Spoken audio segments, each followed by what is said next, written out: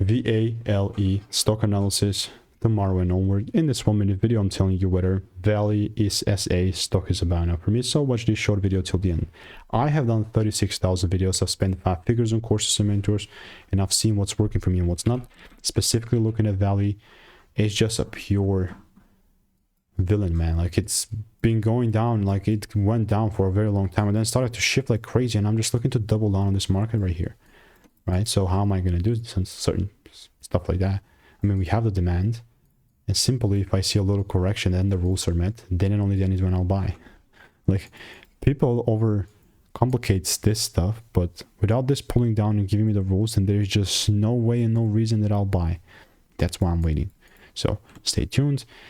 And yeah, man, like, if you want to make more money trading in a simple and lean way, you can just click the second link in the description. It's a free newsletter. Goodbye and enjoy.